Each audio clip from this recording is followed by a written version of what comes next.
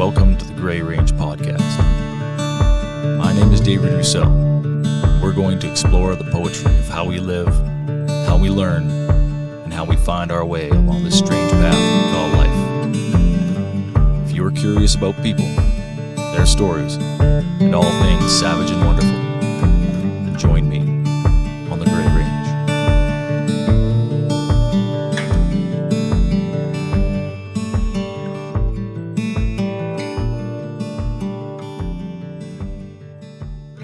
My boss tried to send me to go up to Edmonton and run a job up there a few years ago. Yep. I know, boo, right?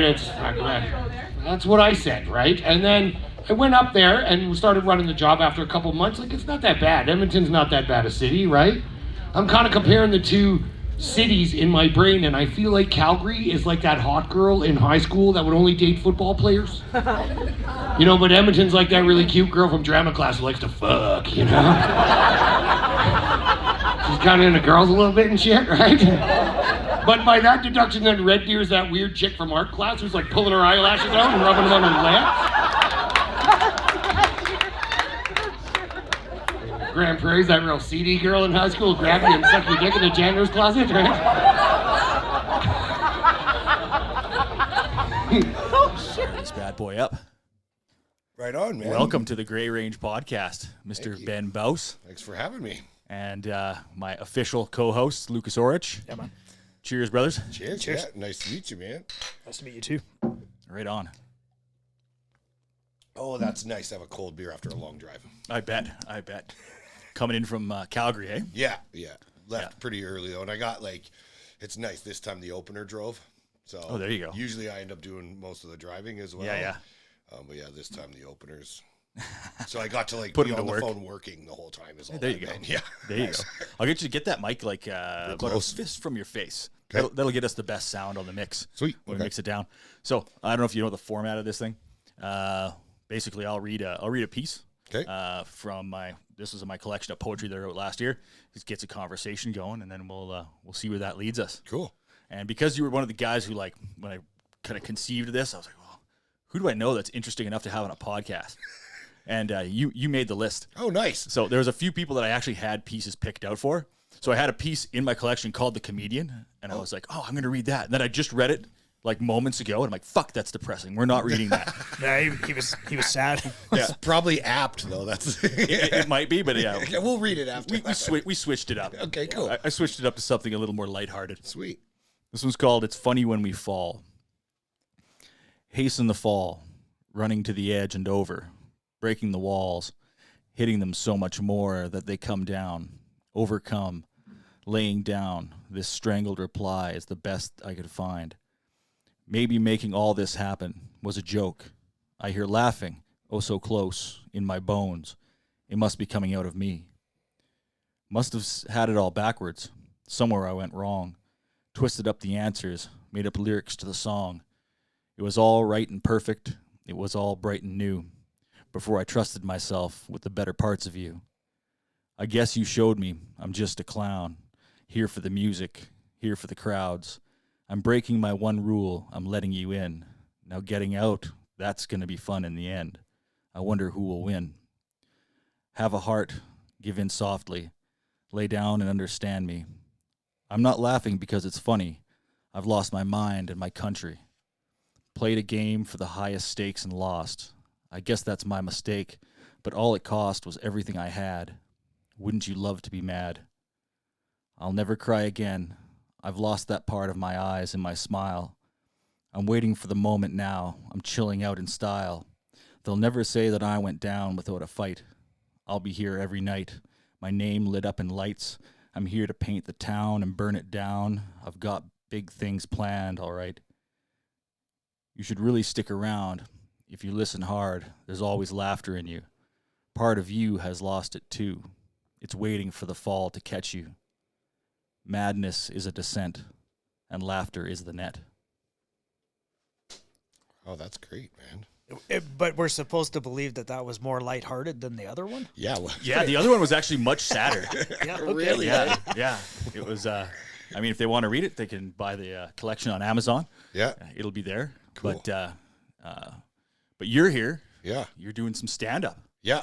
Right on. Yeah, here tonight I come through a couple times a year, and I love it, man. I love coming back here. I mean, it's I lived in Grande Prairie in a really, like, I guess I was lucky the time of my life I moved here, but also it's like, was that like 13 to 17 years old, like super awkward, trying to fit in. Yeah. So it's great. Yeah, every time I come, you know, a couple people that I haven't seen in 25 plus years kind of usually come out and see me, and it's fun, you know. I enjoy it. All your hood rat friends. That's a pretty impressionable age, 13 Yeah. to 17. Lots of stuff going on. It's funny though, because like, you know, I left Calgary and I had hood rat friends in Calgary and moved up here. Yeah. And so a different kind of friends, but I mean, great people. And like, you know, I have a daughter who's 16 right now. Hold up just a sec. I think this camera's not working. Okay. It's telling me that we're back in. Where the hell were we? Well, Ben was telling us about coming up to GP to do comedy. Right. Yeah, that's right. Yeah, I mean, like I said, it wasn't really the degenerate friends up here, man. It was all good. Like, you know, God. When I was 14, I moved to Grande Prairie, and it was like, I was in junior high in a bad area of Calgary, and it was like guys were getting, you know, lead piped out front of the school, and there was machete fights and shit. And then I moved up to Grande Prairie, and it was like, Bro, were you in Forest Lawn? yeah. Oh, okay, Forest that's Lawn, my- born and raised, man. Holy Trinity. I know. man. I know the neighborhoods, man. Yeah. So I lived about 4 blocks away from the TNC. Yeah. Yeah, Oh, right nice. there. Yeah, Yeah. baby. So right in the thick of So things. Yeah, my I've done some family in drinking Calgary there. was all from that area. Oh, cool. Yeah. Oh, right on. Interesting. Yeah, well, our parents probably went to school together then, It's right? possible, Yeah. And then, yeah, moved up here. And like I said, I felt like when I moved to Grande Prairie, I like went to a party as like, you know, 14, 15-year-old kid. And I feel like if somebody like took out a knife and went after somebody here, like everybody in town would beat the piss out of them because you're an idiot. Like it just seemed that kind of mentality, right? Yeah. Different So culture. that's why, I mean, I love coming back here. I'm like a road dog when it comes to comedy. Oh, you have to be, man. Well, yeah, you know, I was talking with my opener about that on the way up here. You don't have to be. You can get all comfortable with your group of people that enjoy your comedy of your kind of niche in a city, and they come to your really cool show at your really cool venue, and like, you know, that's like a little security blanket for you, right? I mean, I started comedy in Saskatoon when I was living there. And it went pretty good. Like a couple years in, I'm getting paid gigs, and like it was good. And so I moved to Victoria to make sure I wasn't just redneck funny, right? What's the progression there? Like, what made you get into it? Like, at what point were you like, oh, I'm going to be a comedian? Like, how does that even? Yeah, does that I happen mean, organically? I feel like I want to like there a read school? that poem again, because when I tell you, you're going to be like, holy fuck, this is so. Krusty the Clown has a college. Yeah, almost. Yeah. It's actually it's not really funny, but how I come to start in comedy. I was always the guy that like on the job site had no problem running the safety meeting, and like my friends would always ask me to be the MC of their wedding or whatever, right? Yeah. And I'm just a really good communicator always. And then being in the trades and coming from a family of blue collar workers, you know, being able to run jobs was something that came easy to me. My dad and my uncles were not the best communicators, so a lot of times it was like me trying to learn driving the communication on the job site so that I was figuring shit out and could, you know, so that kind of turned into me moving into a management position and running large projects, and it's really stressful. It took a lot out of me, and I pushed myself in my career. And then I was in a relationship that wasn't awesome, just like with a girl that was like non-committal. Yeah. And then my cousin was one of the 5 people killed in Calgary in the Brentwood 5 thing about 10 years ago. Oh, okay. Oh shit. So really? the son of a 30-year veteran of the Calgary City Police Force killed my cousin and 4 other people. Yeah. And I was on the job site when I got the call. And it was 8:00 in the morning, and I got the call, and I knew, like, it was weird. My mom called me at 8:00 in the morning on a weekday, which was like, what are you doing? That's never good. Yeah. It's never good news. Yeah. So that happened.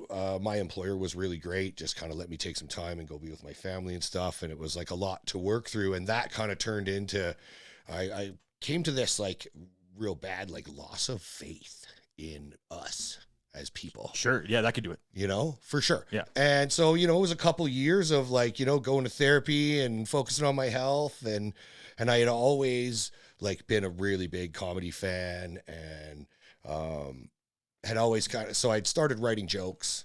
I went to the same comedy show, the same fundraiser for a buddy of mine's baseball team in Saskatoon 3 years in a row.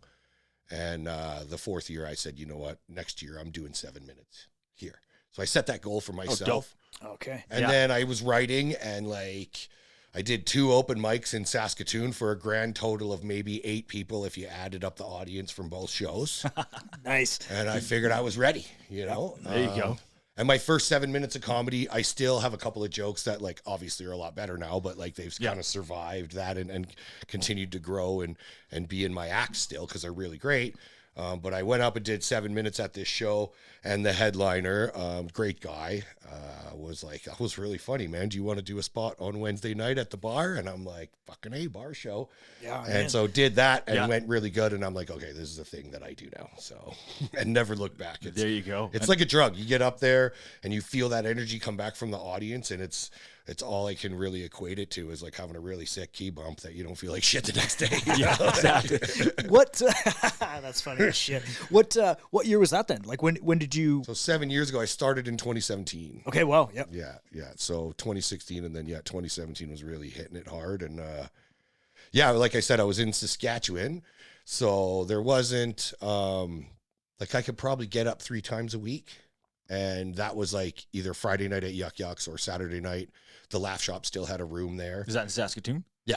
Okay. Yeah. So it was like just down at the club every weekend, you know, trying to get up and get 5 minutes. And yeah, you know, it just kind of grew from there. So I love like the rural, and it doesn't matter, like rural BC, rural Alberta, rural Saskatchewan. I mean, even out of Manitoba and stuff, like I always have some of my greatest shows out there. Sure. Well, the people are funny, and there's Yeah, and I saw you're headed to McBride Tomorrow, after this, yeah. and I grew up there. Like I lived there for a few years when I was really, really young. Cool. And that's about as like backwoods BC as it gets, man. That's just like I was there on logging town. April 20th. Yeah. Last year I did a 420 show, and there's not even a dispensary in that town. That's how small it is. Oh wow. Oh yeah. But that's because everybody grows it living that's around right. there, man. That's right. It's all old hippies from there to Dunster, man. Yeah, that's right. Yeah.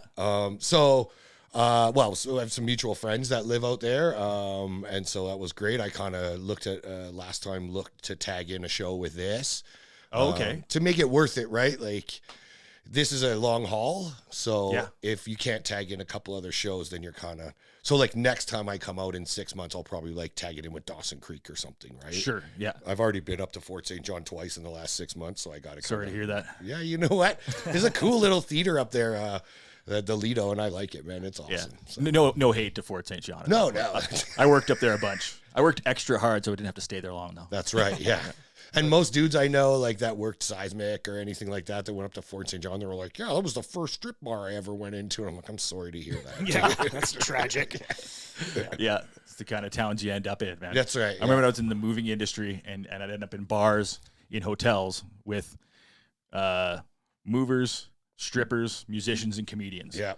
Because it was all these like homeless drifters that just kind of work their way across the country, and like everybody's only there for the night. Yeah. You know, maybe 2 nights, but probably leaving the next day. Yeah. And it was some really interesting conversations, man. Really deep thoughts about life. Yeah, for sure. Yeah.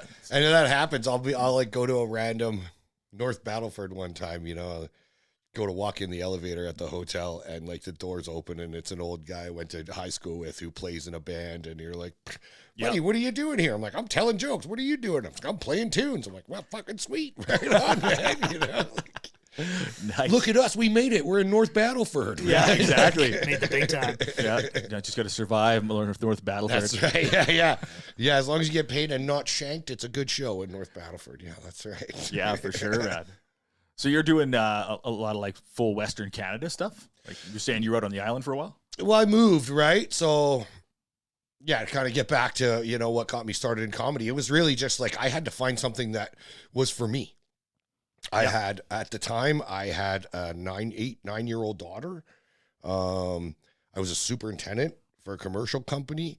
My dad wasn't well, and his like health was really declining. And like, I felt like I was giving so much of myself away to work, to relationship, and not really getting much back there, to my daughter, you know, expectations from baby's mama. And like, So through like going to therapy and like really actually like immersing myself in the yoga culture for a little while and stuff, like Sure. I figured out that like I needed to do something that was for me and nobody else. Yeah. You know, Yeah. and that's what it, you know, that's kind of how it started. So being up on stage and being able to kind of, you know, do my act, and which at the beginning is fucking weird because you haven't found your voice yet or anything. You don't You don't really know have an act yet. that's you're right. Building it, It's right? developing. Yeah, so just that process and like getting that feedback from the audience, it was really cool and something that I really enjoyed. And so yeah, then I moved. I had to get the fuck out of Saskatchewan, man. Like I did almost 13 years there. It was time. Yeah, and it's not exactly the bastion of like there's nothing It's people not being the comedy discovered. hub of Canada by any means. Coulter yeah. Wall got famous there, so now no one else will ever get famous from Saskatchewan. That's right. Yeah. He's- And his dad was the premier. So That's what it took. Yeah, They, that's right. they had their guy. Yeah, exactly. Well, and it's funny because when I first moved there, Dave Calvert was the premier when I first moved there, and it was just when the NDPs were getting voted out, and I actually like worked with his son at my first job. Shit, there, though, they too. Oh, do wow. have Quick Dick McDick. They do. He's pretty funny. Yeah. Yeah, It's yeah. There's not there, but he's just like I'm pretty sure he just popped out of the soil Yeah. in Saskatchewan. he's organic. Yeah, 100% organic. Oops, Yeah. Scott Moe. Yeah, him too. No, Yeah. Quick Dick Yeah. McDick. Oh. Yeah, His shit is funny. Yeah, yeah. yeah. He's a good dude. So yeah, then I decided that like, okay, it's time to move on from Saskatoon. It was a smaller center and like I was ready. And Yep. so it was like I could move back to Calgary. But I had a bit of a job opportunity within my 9 to 5 in Victoria with my best friend who was ready to kind of elevate his company a little bit and wanted to take advantage of some of my experience there. And just in a tough time and still shaking off that last bit of like kind of depression and you know, Sure. just doing that work still, but like it was time to change locations and kind of enhance that work. And so moved to Victoria and it was beautiful. I'd probably still be there if I could find a roommate, but that was a really tough thing out there. Yeah, and it's not occupancy, cheap, man. No. No. And it was really far away from my kid in Saskatoon. And so after almost a year there and, you know, a couple of fun relationships and, you know, I started a show as soon as I moved out there with a buddy of mine owns a pierogi restaurant who, you know, that was his dream when he left Calgary was he wanted to own a restaurant. And Okay. yeah, got a place right in downtown Victoria. And then I came to town, was like, what's your night that you're the least busy? He's like, Mondays. I'm like, okay, well, we're fucking doing a show on Mondays. Right there in the restaurant. Yeah, yeah. Cool. It was the layout was conducive to. It was a really cool old like. I mean, Victoria has no shortage of the brick basements Yeah, with exactly. exposed beams and Yeah, you know. So it was Pre-made like comedy clubs. that's right. Yeah, yeah. Some It all candles looks on like the the table and you're improv. good. Yeah. Yeah, yeah. So, that worked out really good. It was a nice way to kind of ease into the comedy industry there. There's one comedy club in Victoria. Okay. And the guy who owns it is from Carrot River, Saskatchewan. He's a great dude. No shit. So when I moved out, he was like, hey, man, like, what are you doing for Thanksgiving? Come by the club. We have, like, comics and people that don't have family come. And, hey, you want to join my fantasy football league? Like, you know? So Yeah, instant community. it was great. Yeah, Yeah. and it does. That's the one thing about comedy is, like, it does kind of have that instant bit of community. Even though we're all kind of in competition with each other to a certain degree, there's still that, like, Yeah. camaraderie and bit of a brotherhood, you know? For sure. Yeah. For sure. So that was it. Then it was like still balancing the 9 to 5 and I went to work with my friend out there. And when that all kind of ended, I came back to Calgary and was there for a little bit. And then my old boss called me and was like, hey, I want you to come out and see me. So he flew me out to Vancouver and I'm cooking a steak on the fire out on the ocean. Like he's on Sunshine Coast. So we're like Nanaimo's there and freaking Vancouver's there. And we're sitting out there together. And he's like, you know, I want you to come back. I got this project that, you know, I need you. Yeah. And I'm like, no, thanks. He's like, what do you mean? No, thanks. I'm like, I'm doing this comedy thing and I feel the value that it has for me. And it allows me to be a better dad and a better, you know, brother and a better son and all this other stuff. So like, it's something that I'm not willing to quit. So I can't take the job. Did Oh wow. maybe he did, but did everyone around you kind of think you were nuts for going in that direction? Like, did they think you would like that kind of, oh man, there's no career in that. Like, Yeah, and I mean, they might be right. Yeah, who knows? I mean, who you're knows? 7 Right? years into it now. Like, I'm just Yeah. like, off the start, was it hard to get support from people in your peer group or? Yeah, I mean, it was to a certain degree. I had a really great peer group out in Saskatoon, and some really great people that I'm still very close with and love dearly. They came out, but that's the thing. Like, that's kind of what you do when you start is you get people to come down, right? It's kind of your job to get butts in the seats, Sure. Yep. so that your friends are watching you do your shitty 5 minutes, but then they're there for the rest of the show and their audience for everybody else and stuff, right? So Yeah. Yeah. it worked out. It worked out good. That like I had some supportive friends there, but some of my longtime friends out in Calgary, I got a good little story I'll tell you. So when I moved back to Calgary from Victoria, I stayed with some family for a bit, and then I rented a house off a buddy of mine, did some renos on his new place, and still hustling, right? So like, Yeah. you know, tiling all day and then going to put my name in the hat with a bunch of other fucking 18, 19-year-old kids trying to get a spot every night, right? Okay. And so this one particular day, I went down to go meet somebody, and I'm driving back to his house. His project's pretty well done, just a couple of odds and sods on his kitchen and like a couple custom cuts I had to make on some trim so his kitchen all looked nice. And I walk in through the garage, and I walk in, and he's there with his friend, the painter, and his wife, and they're all painting away and doing prep, and he's just fucking talking shit. Yeah, that Benny, man, I don't know. He's always out doing this. I don't think, like, you know, it's not ever really going to be a thing for him. And I mean, I know he's a funny guy, but, you know, and I just sat there and listened for a few minutes. Oh, wow. And like this friend had helped me out when I was like upset and needed to get out of Saskatoon. He was like, dude, you know, like Yeah. my place is always open. And he's like, still, he introduced me to Baby's mama. Like, he's one of my closest friends. And that's probably the only reason that our relationship like kind of survived, like him Sure. making these comments or whatever. And then I just was kind of like, you know what, buddy? Like, I'm supposed to be your best man at your wedding, and I can't fucking believe you would talk shit like that. Yeah. You knew I was coming over, but you don't even know how long I've been standing here, man. And just like kind of turned around and left it for a little bit. And he was mortified and felt horrible. And like, Oh, of course. you know, it's like, you know, taught me a little bit about forgiveness, number one, because he is like, Big one, man. and Very those, important. you know, he was probably genuinely concerned for his buddy, and he just, but he could have come to you with that yeah, that's instead it, of right? instead of like, hey, And telling I mean, like, everybody I else. get it. Like, I'm well aware, like, you know, I started comedy at 36 years old. Yeah. I'm a straight white male, you know, not necessarily the people that are getting most of the spots or looks or opportunities, which, you know, fine, whatever, right? Yeah. And so, But you're not getting the diversity higher. no, I'm not getting the diversity higher. I get it, right? And now to the point where I go do shows in like, you know, more hip kind of more woke venues in Calgary, and they call me the diversity card now because I'm. Oh, yeah. yeah, Yeah, exactly. It's the same thing with poetry. that's right. Like, literally, like, if I look to submit to various things, like various publications, Yeah. they will literally say that we give preference to, you know, the rainbow and the spectrum Yep. before we read anything else. So I just don't submit to Yeah. anything. That's why I did stuff like this, because I'm like, I'm going to write it anyway. Yeah. How can I get it out there? And I'm like, well, you can YouTube or stand on the street corner and say it or whatever. But I'm like, well, maybe I'll start a podcast and I'll read them there and we'll see what happens. Yeah. There you Maybe go. if the fucking cameras work, people will hear it. Yeah, that's right.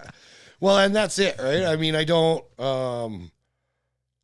think like it is what it is. That contributes to my drive. That situation is like, you know, and another like a bi white like classically trained like entertainer friend of mine said to me one time, he's like, Ben, because I, you know, talking about how it's kind of dejecting sometimes, or I'm seeing other people getting opportunities and I feel like I'm like, you know, working hard and writing hard and my material's getting tight and like I'm having a bunch of good shows, but I'm not getting those opportunities. And he just said, Ben, like, you know, you're going to have to be like black people were back in the 70s and the early 80s. You're going to have to be the best damn white guy there is in order to get the exposure that, you know, you're. And I mean, I have no. It's a pretty competitive market then. Oh yeah, Like, for yeah, sure. it's For sure. yeah. And I mean, I have no delusions of like grandeur or like, you know, ever being famous or anything like that. I hope someday that I can get good enough that, you know, it could turn into something, but that's not like my end game. I enjoy the ride to the gig with the other comics is one of my favorite parts, you know, just kind of shooting the shit. And I enjoy the travel and meeting up with old friends. And, you know, I've had the opportunity and the blessing to live kind of all over Western Canada. And so that's just like that. My sense of community isn't small at all. It's huge. And comedy, that's one thing that comedy kind of helps bring. Well, like you said, if you're doing it for you, that's right. If you've got your own ambitions and your own goals to come out of it, I mean, you know, getting famous and you know, being the next person to play the mothership or whatever is fantastic. They're good goals to have, but those are everybody's goals. That's right. Yeah. That's what everybody's going for. Yeah. You know, no one's going to turn that down if it comes to their door. Yeah. Right. Nobody in that industry.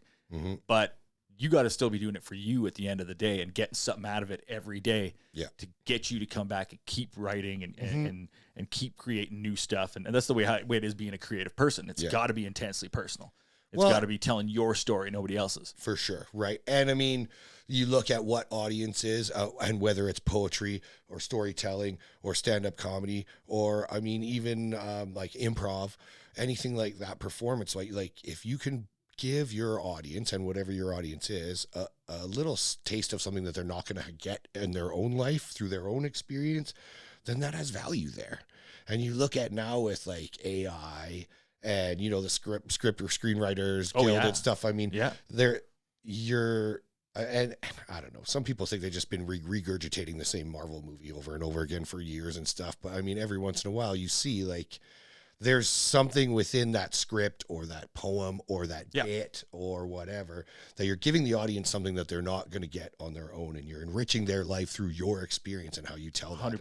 100%. So it's a pure thing, you know, even though it might be about like, you know, the goofy fucking drywaller's dick or something like that he had hanging out on the job site or whatever, right? Like, funny. It's funny, you know?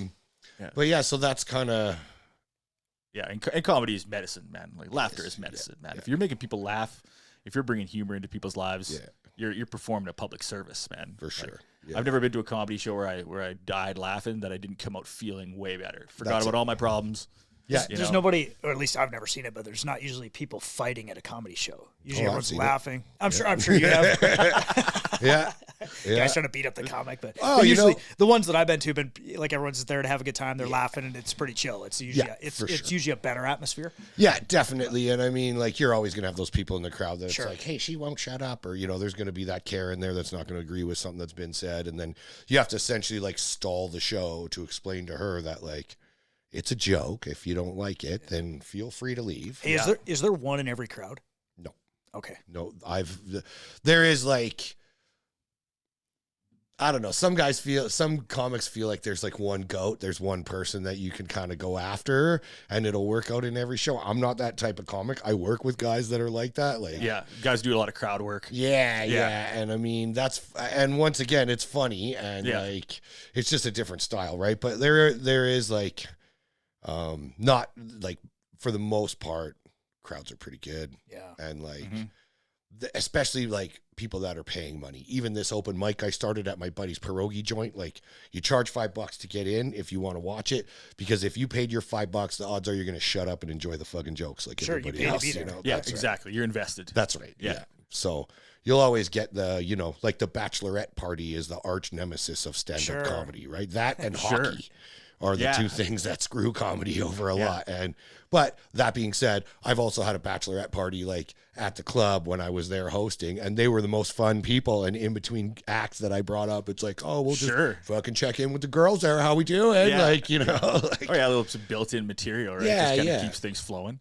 That's right. And I mean, that's also like a skill you learn, right? Yeah, exactly. Is that something you've gotten better at a little bit through time? A little bit more crowd work? Yeah, they say kind of, you know, everybody's different, but usually it takes you about a year and a half of like getting up on stage consistently to be comfortable and like to kind of find your voice and how you can like portray your jokes or how you put yourself out there on stage. And then that aids in the progression of your material and like, you know, that's how you build an act. But then, you know, 2 or 3 years in, you start getting a little more comfortable, and it's all like, there's no substitute for like, just like getting up there and doing it. Sure. Which is great. And I mean, I've had bits of mine that like have developed through like headliners and great dudes I've worked with from all over the country that like, you know, after the show, burning a doobie in the fucking parking lot, and they're like, hey man, you remember when you asked the audience this? Like, maybe be prepared for what you're going to get back or don't ask that because it doesn't add to your, and so it's just like learning little nuggets all the time. Yeah. And then, you know, like Gary Gulman, and there's all these like guys that have like tips on how to write for comedy and how to progress into a comedian. And there's like a common theme through them all is like, listen to yourself and learn from it. Right. If you're doing nothing else, if you're going up on stage and bombing fucking every night, 5 minutes, no laughs, at least if you're listening to it and learning something from it and then trying something a little bit different the next night, then you're still moving forward. At least you're learning what's not funny. Yeah, that's right. Well, you don't want to go out and do the same act if you got nothing out of it. You don't want to go out and just... No, but there's people out there that beat a dead horse like that. I mean, they're open micers, right? So you kind of start doing comedy, you end up being an open micer. That means you're doing open mic spots. You're trying to work out some material enough that you get, like, everybody kind of starts getting that first 7 minutes. Right. Then you can like send a good 7-minute tape off to festivals and stuff, right? And try and get festival spots. Yeah.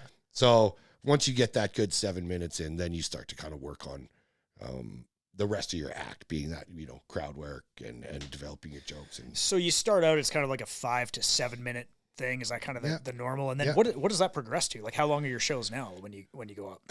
Tonight I'm going to do an hour, and I don't know if my opener has the half an hour that he's supposed to have, so I'm going to be prepared to do an hour and 10 minutes. Okay, so it grows exponentially. Yeah, so when you're the host, typically you're doing 20 to 30 minutes, and they may chop that up depending on the venue and how they like to run their shows. You might do 10, 15 minutes off the top, and then bring up a guest, and then do 10, 15 minutes before the headliner goes up.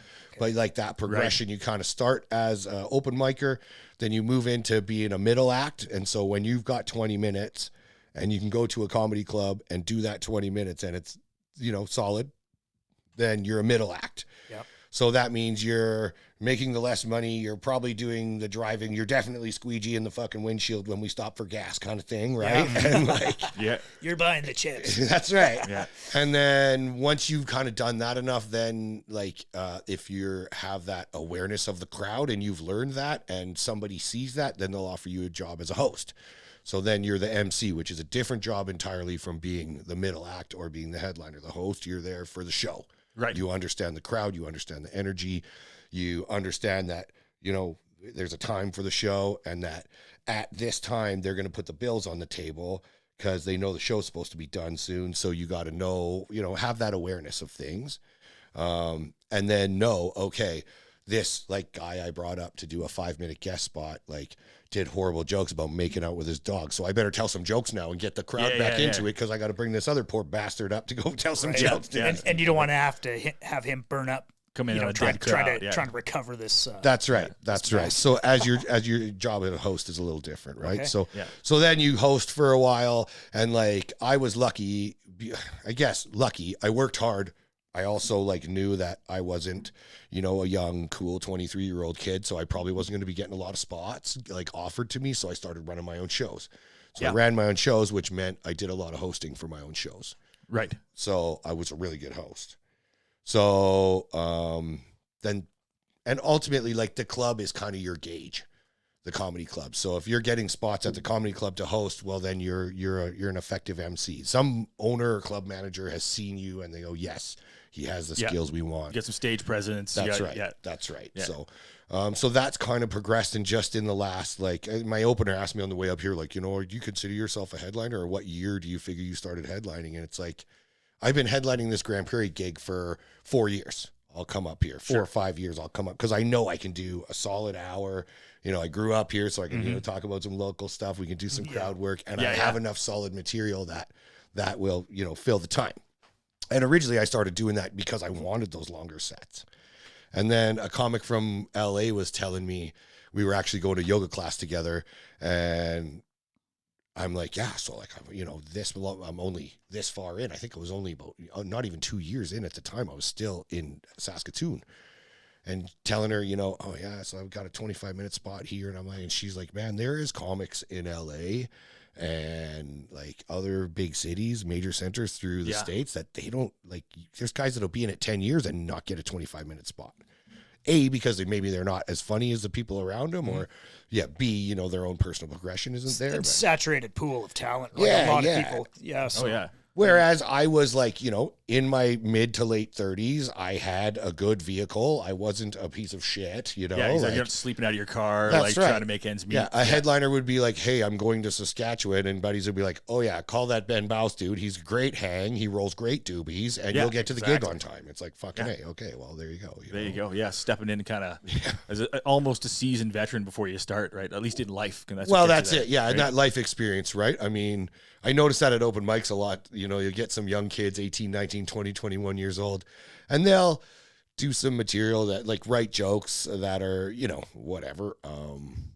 Not low-hanging fruit, but it's just like they get a little edgy early, and it's for no other reason than lack of life experience. Sure. Yeah. Once you've actually lived something like that, then your mind thinks a different way, and you can. Well, it kind of sounds like for yourself too, like with your past working on big projects and having that big picture view. It sounds like that kind of helped you with being able to for sure, apply that to your new 100%, 100%. Yeah, I mean, learning how to get on with people and learn, and especially when I moved into a management, I was in sales for a little bit. I sold heavy concrete formwork for a long time, so it was a lot of sales and not cold calling. It was all inside sales, but like you had to be able to walk into somebody's office with your proposal, knowing that your 3 or 4 competitors are all done the same thing, and be able to sit down and develop a rapport with them. And it's very similar and very transferable to an audience, right? You're just kind of, and I mean, sometimes they're rowdy and you get that feeling off the top, like, oh fuck, this might be a battle, right? But then, and they turn out to be great and be right into it. And sometimes they're all docile off the top, and then it just takes one drunken retard to, say the wrong thing or take exception to one thing you're saying, and then, it can sideline things. So it's just, experience, right? Yeah, it's got to be part of the excitement, though. Part of the draw. You never know what you're going to get every night. That's right? Yeah. It's part of that kind of coaxing those laughs at everybody and figuring out that trade craft that kind of gets you there, right? For sure. That's awesome. Yeah, it is. And I mean, like, I'm still growing and still learning every day. And like, it's getting to the point where I've been at it for, like I said, 6, almost 7 years now. And like I got asked to fill in for another headliner who was ill and like talk to young comics a couple weeks ago.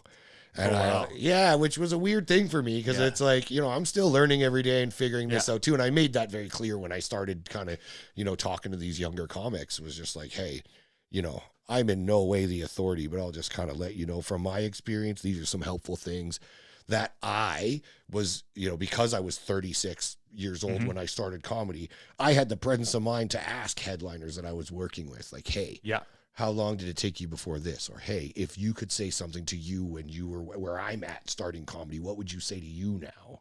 Right? And take all that with you and, tuck that in your tool belt, as it were. And then 100%. So then I, just regurgitated some of that to some of these younger comics. And it was really great. Like, they were really receptive to it. And like, it was also like guys that have been in comedy, the same amount of time as me, or even just maybe a little bit less, were at that seminar to learn too. Sure. And so it was a little bit weird, but I think it went well. And like, after a few people thanked me, and then, they stick around and watch the show. And then I went up and headlined, and it was just like fucking amazing. Like, so good. That's so dope, man. Yeah. Last weekend was a really good one, man. I like Friday night. You did good at the comedy club in Alberta when they're offering you rippers in the parking lot after, right? I suppose, So this one girl on Friday night is just like, she's had a couple pops, and like, you could tell it was date night. Like, her and her husband were out having a couple drinks and having a good time. And I'm like standing by the exit to the comedy club, and I'm like talking with the manager after and being like, wow, man, that was really fun, and people are coming up going, fuck, like, that was so good. Like, we really enjoyed you. Thank you so much. And this girl comes up and she's slurring, and she's like, I'm from Calgary too, but I lived in Saskatchewan for a bunch of years, and you are so funny. And I'm just like, thanks so much, fist bump. Okay, she leaves. I like go out to the fucking truck, a few minutes later to go drive home. And sure enough, she's like squatting in front of my truck, taking a piss, right? In the parking lot. And this is awkward. Yeah. So I fucking kick the lights on and honk the horn, right? And she gets up like she's going to like get angry, and she sees it's me. She's like, oh my God, it's the comedian. What's up, man? And then smacks her husband, like, give me your blow. I want to have a ripper with this guy. Yeah, and I'm like, no, thank you. But like, thanks for providing. Yeah. The sentiment is not lost on me. Right? Yeah. Much appreciated. Getting some of that local flavor, right? Gotta love more material for jokes later, man. That's right. Yeah. So that's cool. And so that kind of shit, like it's kind of starting to take off. And it's like something that I'll do till I'm old and bitter and not funny anymore. And then I'll stop doing it when I stop getting gigs. I don't know, like I love it. That's awesome, man. It seems like it's pretty rewarding for you. It is. Yeah, it is. And I mean, like not so much financially right now. And I'm really lucky that my boss, was like, okay, if you want to do comedy, we'll work this out. Like we'll make it work. And I've bled for this company for a lot of years and given a lot of myself. And so he was like, just in the last 6 months, about 6 months, I've been a stay-at-home project manager. So now I'm running 2 construction sites from my house. I got superintendents on both sites that work for me. My boss and I work very closely together, hand in hand. Which is great. And so that's kind of like, I felt like I paid my dues in the construction industry for 25 years. And now I have this opportunity to say, yes, I'll go do a late night open mic and get up at 8 o'clock in the morning on the nose and, throw my sweatpants on and whip the computer on and I'm at work. Right. And it just kind of, so it does. It's something else to tell those young comics, right? Because they're paying your dues outside of comedy. Yeah. Start developing your real life. That's it. Pays those benefits down the road, right? That's it. Right. And so many people think, oh, I'm going to do comedy and then I'm going to, get my podcast and this and that and this. And it's like, number one, we're in Canada, the upper echelon of what we're going to get in this country without having to go to the States or go to the UK or something is you might get Just for Laughs. Yeah. They hire a large percentage of American talent still, but that's kind of the upper echelon of achievement. Yeah, it's small market at best. It is, right? And then, one of the headliners I worked with who's like a guy younger than me, the first guy that ever took me on the road, I took him up to Fort St. John a few weeks ago to do a charity show up there. So it's kind of serendipitous. It's like the 2 guys that took me on the road for the first time. They told me that, the booker called me. I was 9 months into comedy. And the booker's like, hey, I saw you at an open mic last week. I want to send you out on this gig. And so I called this guy and I'm like, hey, man, I just got a call from a booker. It's my first time ever. And this guy, they said they want to send me up to do this show. And the guy's like, don't fucking do it. You're not ready. And I'm like, okay. Oh, wow. All right. And I respect this guy. He's a headlining comic, even though he's a few years younger than me. And so I called the booker back and I said, hey, I'm not going to take the gig. And she's like, well, why not? I said, well, because I don't think I have a solid enough 25 minutes yet. I maybe have 20 and maybe 10, 15 of that is really solid right now. And she's like, look, I'm sending you on the gig anyway. And she sends me the gig sheet, the contract. Mm-hmm. And this fucking guy that I was asking for advice is the headliner on the show. Oh, and so I call him and I'm like, dude, she made me take the show. He's like, I know. Because we agreed to do whatever time you couldn't do. And so. Got it. And he, the booker told him that I refused the gig. Yep.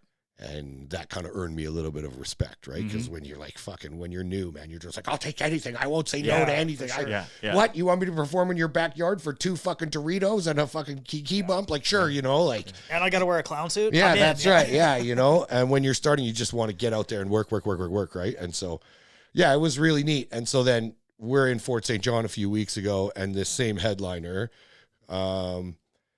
he's like, Ben, what do you want to get Just for Laughs? What's going to happen for you if you get Just for Laughs? You're going to be on the New Faces show, which is a showcase of Canadian talent, right? Mm-hmm. Maybe you'll get a couple other shows within the Just for Laughs festival. Maybe even you'll get a couple gigs for Just for Laughs on tour. But what's that going to do? And I thought about it for a little bit. And it's like, well, I don't know. It's going to make me feel like I have some recognition for all my hard work. But other than that, it's not really going to do anything for my career, Yeah. I mean, I put out a fire with 3 other comics years ago and got a fucking bronze medal for bravery on the way back from a comedy show.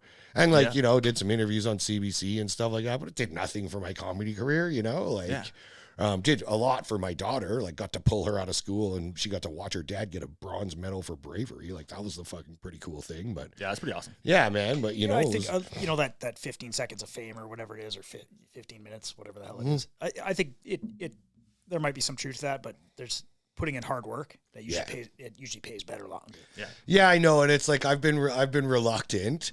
If I was you, I'd still do it though, man. If you get the opportunity, get it, man. And that's it. And I would, and it may work out that way. And there's, there's so many stories about guys that got their break by accident, by just doing hard work. I mean, I'm in my early 40s still, but I kind of like wear like a badge. Like, I don't have a fucking TikTok.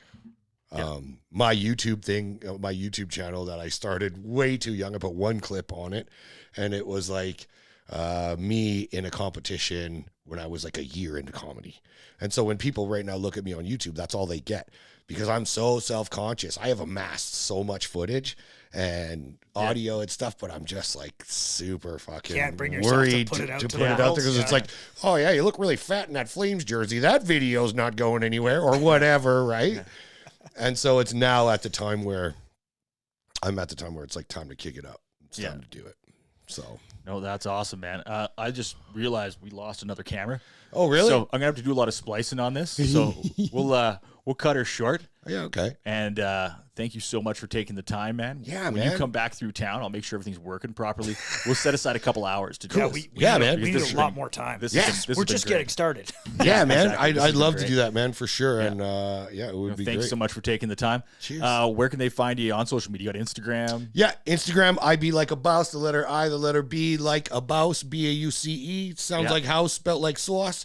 And Benjamin Bauce on Facebook, and Benny Bauce on X, which is mostly just for looking at titties for me. So that X probably isn't. Understood. Understood. All right, man. We'll get it all in the description. Cool. All right, man. Thanks so much, man. Thanks for having me. And great luck tonight, man. Cheers. Cheers, guys. Yeah, so it's been a lot of years in the trades, man. Do we got anybody else makes their money in the trades here? Yeah? You? Yeah? How about you, bro? What do you do? I'm a mechanic. You're a mechanic? You look like a little bit of a younger fella. How long you been at it, bro? About 3 years now. 3 years. And how old are you? 22. 22 years old. Fucking hey, give this kid a round of applause, you guys. 22 years old, working with his hands. I've been struggling, man. I don't have a lot of trust and confidence in the young people getting in the fucking trades lately, you guys. And I'll explain why. When I was on that job in Edmonton, we were still on mask mandate. I had this kid, first year carpentry apprentice, 19 years old, ask me if he had to wear his mask underneath his personal fucking respirator, you guys. Yeah, I'm like, no, dummy. It goes over your fucking respirator. Like, this is the same kind of kid that's at home trying to get his balls in the condom, like with his cock, right? They're fucking walking the earth, man. That's it, right? Yeah, now when I get a new kid on the job site, like the first thing I do is bring him to the back of my pickup truck, and if he can hook the fucking ratchet strap up properly, $47 an hour I pay him. Nice. You're like, I'll make with the strappy. Fucking sure, 47. Yeah, guys, I've worked in the trades for a long time, like I said. I used to work for one of Canada's 3 biggest general contractors. They weren't big fans of me doing stand-up comedy, guys. Yeah, my boss pulled me in the office. He's like, hey, Ben, I feel like you're more passionate about what you do after work than what you do at work. And I'm like, yeah, bud, isn't fucking everybody? You know, I'm pretty passionate about catching fish and smashing home runs too, but that's not fucking paying the bills either, right? Fucking slow pitch, eh? Yeah, that's what us fat white guys got left in the world is fucking slow pitch. Yeah, if you're a big fat white guy and you can't hit a home run in slow pitch, just cut your dick off and move into the basement. Our time is done now. Yeah, but you meet lots of interesting people working in the trades, guys. There's people from all over the country. It's very transient, right? I recently did a job with an electrician who has Tourette syndrome. Oh, no. Yeah, it was cool. He didn't like scream profanity or anything. He just went, bah! Every once in a while. And I like questioned Buddy's career choice. Whether you got him fucking working away in the panel, right? Fucking,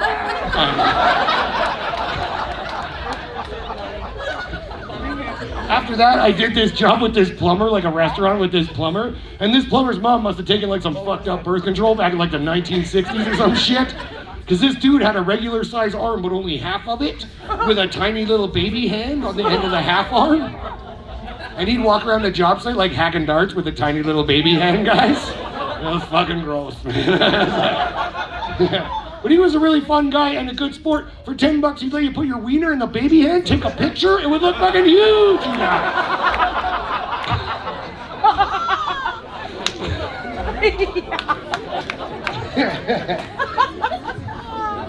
I used to do high-rise work back in Calgary in the early 2000s, and it was super busy back in the early 2000s here. It was like everybody was working up on the oil patch. It was really hard to find guys. And it was my job on this job site was to like take all the new guys around. I'd show them around, give them an orientation, and then we decide what crew we wanted to split them up on, right? And this one particular day, I get these 3 young guys, and the one young guy looked like he's been playing World of Warcraft in his basement for 9 fucking years. Before he decided to come try and work with us, because he spent his whole first day on the job site like this, with his fingers in his armpits. He was so fucking scared he didn't want to touch anything, right? So I show these guys around, I go back to the superintendent's office. He's like, Benny, what do you think of those guys? I'm like, well, that one fucking kid I'm not too sure about. He's like, which one? The fucking superstar! So we called this poor kid superstar, right? Give him an easy job. Like when you're building a high rise, there's crews of guys. All they do is put posts up here, take them down there, stack them up here. Super easy job. Just about impossible to hurt yourself. Well, fucking superstar found a way, guys. This dude is swinging a dead blow sledgehammer, like a hand sledgehammer, towards his own fucking face. Like instead of away. And he hits this post, and the post comes out, hits him in the face, 3 front teeth, clean out. Second day on the job. Yeah, so we called him Superstar, guys. And we made him the safety advisor, actually. Being really bad. Does anybody else deal with chronic pain here? Nope, that's good. I'm glad. That's good. It was tough. Like I only call it chronic pain because it doesn't matter how much chronic I eat or smoke, I'm still fucking in pain, you guys. And it was tough. Like I'd have to get treatments every week, so get a massage or acupuncture or chiro or both. And that was really tough. Like when I'm working in these small towns through British Columbia and stuff, right? Like it wasn't easy. So I like found myself trying to get a massage from Facebook Marketplace. Yeah, I don't recommend that, guys. It's tough. So I'm working in Infirmary and I'm sending all these like massage plate ladies, like I'm sending them messages being like, hey, like I'm a fucking big dude. Like I need a deep tissue massage, like or better, you know, like. And she answers me back. She's like, well, I'm traditionally trained in equine massage. A couple people know what that is. For the rest of you, that's fucking horse massage. I'm like, I think you're the massage lady for me. Come on over. So she packs up her table, she comes to the apartment I'm staying at, I lay down on the bed, the first thing she does is stick 2 fingers in my neck, and I'm like, okay, you guys like the stupid horse joke, that's wicked, I like it. You guys are a fucking rad crowd, man, you guys are good, I like you guys. I worry sometimes, before I get up on stage, like sometimes when I do like, you know, younger, cooler, hip audiences, like you guys are like, you know, like I do a lot of shows in these coffee shops in like Vancouver and fucking places with these twinkie fucking man bun fucking kids. I worry that they're gonna like judge me, right? Like, you know, cause I know what I am, guys. I know what I look like, you know. I'm basically the original fucking Alberta dude bro up here, like I get it, you know. I look like the kind of guy's got Pepto in the truck. You know, like if I was a Disney Pixar character, I'd just be like a lawnmower who smokes. So I worry that they're gonna have like a predisposed idea about me, or they won't like, you know, they'll judge me before they hear my material. But guys, I'm pretty woke. I like a bubble bath and a cry, just like everybody else. You know, I fucking moisturize, man. Believe it or not, I own healing fucking crystals, you guys. Ladies like the crystals, man. Yeah, I bought them, dude. I bought them. I'll tell you why, too. One day I was working in Saskatoon. I had a really sore shoulder, and I went out to a natural healing center and was like, walked into the place, and there's this cute little hippie girl behind the counter, and I'm like, hey, I got a really sore shoulder. I'm wondering if I could maybe get a massage. And she's like, oh, would you like to lay on the bed of healing amethyst crystals? I'm like, fuck yeah, I do. Fucking A, right? So she brings me in this back room, and like before she lays me down on this bed, like it's just like a bed of crystals. But before she lays me down, she like rubs my shoulder down with like some fucking organic salad dressing or some shit. Right? And then she lays me down on this bed, no massage or anything. She just starts wrapping me in garbage bags and hot towels, man. Fucking layer after layer, garbage bags, hot towels, garbage bags, hot towels. Again, like 8 or 9 layers on this shit. I'm trapped in this fucking like cocoon, right? And guys, I'm half Italian. When I sweat, it fucking stinks. Like, it's not good either, right? But this lady's undeterred, right? She gets like 8 or 9 layers on me, and like fully maintains eye contact with me, bends over, reaches under the bed, pulls out like a one-handed drum, and starts fucking beating it and walking in a circle, like fucking throat singing, right? And I like worked up the courage to be like, hey, I could probably do without the singing or the drumming. This chick just looked at me and fucking walked out of the room, man. That was it. Left me trapped in that fucking stink cocoon all by myself, right? Took me like 45 minutes to break out. My shoulder still fucking hurts, you know?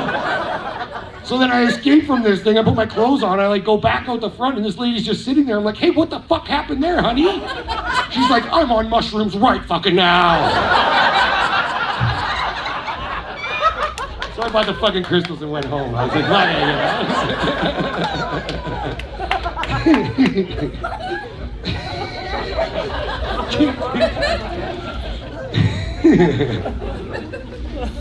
yeah, guys, I've been banging single mom solid for like 15 years now. That was a great segue, eh? That was, yeah. But it checks out, guys. Like, I'm 43 years old. I was born in 1980, right? So I'm not quite a Gen X, and I'm not quite a millennial. I'm kind of stuck in the middle, right? Like maybe like a Gen X light. Which sounds like a shitty beer you get for $7 a 6-pack, right? Or a pre-lennial, if you will. Which sounds like a penis disease for sure, right? Like, I got the shampoo, I got the fucking pre-lennial again, you know? Yeah. I did this joke last week at the comedy club. An old guy at the back yelled out, "You're a fucking genital!"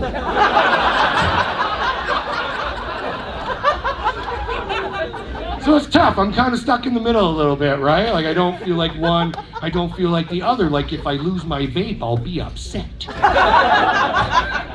know, I'm not gonna fucking crowdsource a fucking replacement or something, right? You know? But I also know what it's like. I used to sell weed with a pocket full of change and a fucking pager. For some of you young people there, man, there was a time where we just had to fucking go where we thought there was people that wanted weed, man. We just fucking had to go there, you know? Yeah, I am a weed smoker. We got other weed smokers in the house? Nice, good, I like it, fuck.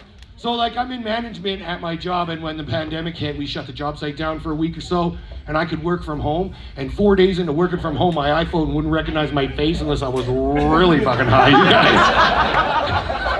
You know, like isolation high, like smoking that fucking shatter high, you know? Yeah, do you guys like the shatter, do ya? Yeah, these guys do, fucking for sure, man. I tried that shit one time, man. It was fucking scary, bro. I had to hide like under a blanket, under the table, until my fucking pizza showed up later. Plus, that's when I want to smoke something that's named after being damaged beyond repair. You know, like, I tried crack. You could fix fucking crack, and broken, I'd smoke broken too, but fucking shattered? Like, that's a little fucking much, eh? That's awesome. Yeah, man, guys, I'm raising a 16-year-old daughter too. I'm a single dad. We got any other single dads in the house? Just one over there? Sweet, man. How old are your kids?